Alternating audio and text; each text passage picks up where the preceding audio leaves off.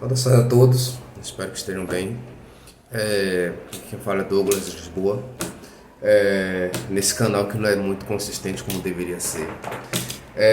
A razão para eu estar fazendo esse vídeo hoje é porque eu estava há algum tempo especulando e discutindo sobre uma questão que é a seguinte: por que nós cristãos incomodamos tanto as pessoas, especialmente as pessoas poderosas?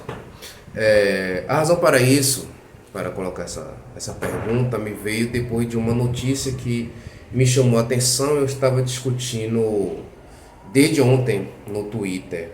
A notícia diz o seguinte: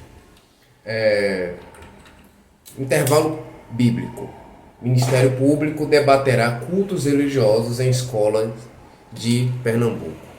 Então veja bem, em Pernambuco, o Ministério Público foi acionado por uma denúncia sobre crianças e adolescentes na maioria das vezes, fazendo cultos em intervalos de aulas.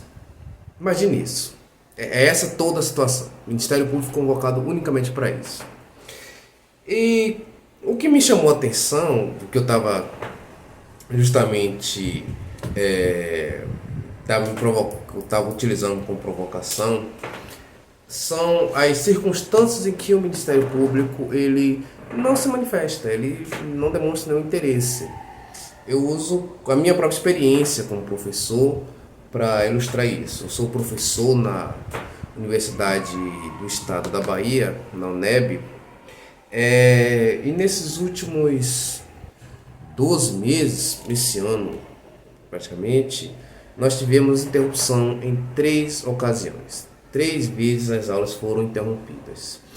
E nas 3 ocasiões foram por violência, pelo tráfico nos arredores. Então, uma vez nós tivemos homens armados invadindo o restaurante universitário. Uma outra ocasião, um rapaz, uma pessoa, possivelmente com envolvimento com o tráfico, foi assassinado na frente da UNEB.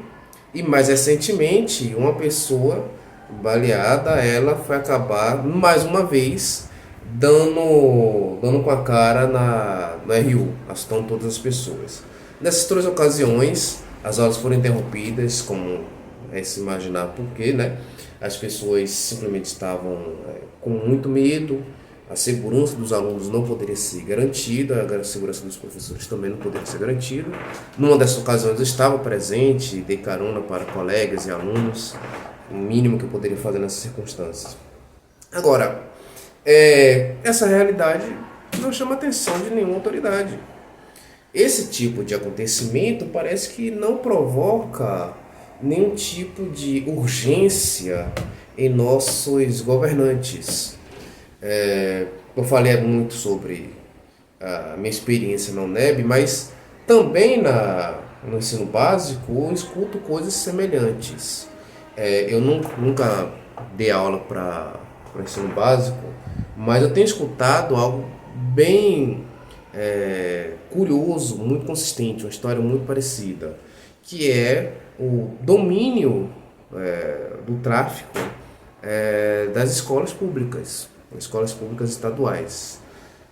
Na minha época, e eu estudei em escolas públicas durante toda a minha vida, havia sim um aliciamento das pessoas, dos estudantes, mas isso sempre era feito de uma maneira muito sutil, muito mascarada, porque naturalmente a sociedade como um todo repudiava aquilo, era mal visto, e ainda é pela maioria das pessoas. Mas hoje em dia parece que tornou-se comum você ter pontos de venda dentro das escolas estaduais do Brasil, especialmente na Bahia, onde os índices de criminalidade são altíssimos. Então, o que isso tem a ver com o tema do vídeo e com a notícia que eu li até agora para vocês? Percebam, o Ministério Público ele é acionado quando está envolvido a manifestação religiosa de cristãos. A manifestação religiosa de adolescentes que estão utilizando o horário do intervalo para simplesmente orar ao Senhor. Eles não estão intimidando ninguém, não estão aliciando ninguém, não estão constrangendo nenhum colega, nenhum professor. Estão utilizando um tempo que não atrapalha a aula, em um espaço que também não atrapalha a circulação de ninguém, para manifestar a sua fé. E isso, por algum motivo, provocou assim as reações mais extravagantes dos nossos educadores. Que, muito possivelmente isso só pode ter sido provocado, essa denúncia pode ter sido apresentada pelos educadores. São pessoas que seguramente devem ter presenciado isso em algum momento. E daí eu volto a fazer a pergunta: por que nós cristãos nos incomodamos tanto assim as pessoas? É curioso. Num vídeo anterior eu já havia comentado com vocês por aqui a respeito do constrangimento a que muitos cristãos estão submetidos em alguns espaços. De novo, não concordo com essa ideia de que exista uma perseguição sistemática aos cristãos, mas é óbvio também que em alguns locais não há uma recepção tão positiva assim dos cristãos, especialmente em espaços educacionais. Eu citei na ocasião um exemplo que eu mesmo presenciei em uma sala de aula, e agora, mais uma vez, um exemplo que mostra a hostilidade contra esse público. E de novo, nós estamos falando de um público que é majoritário no Brasil. A população brasileira como um todo, ela é, em sua maioria, cristã.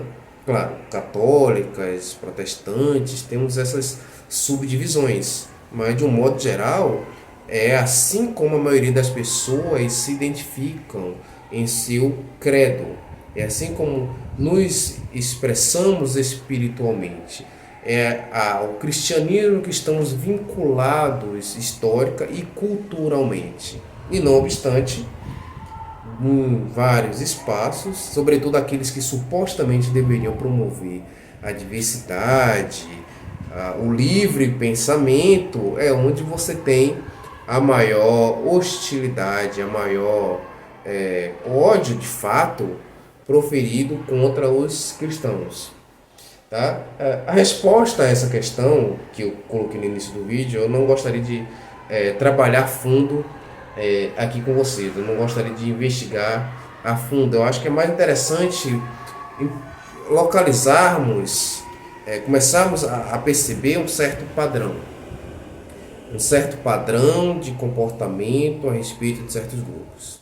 Tá? Na maneira como os cristãos são tratados em ambientes educacionais, como são tratados pela mídia, como são tratados pelos intelectuais, tá?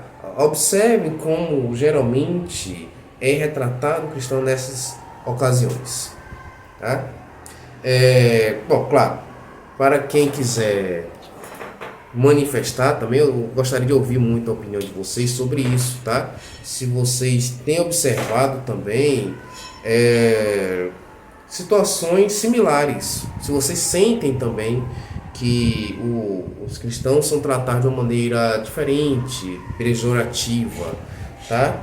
Tenho a impressão que teremos um quadro muito parecido se a gente se põe a investigar esse respeito.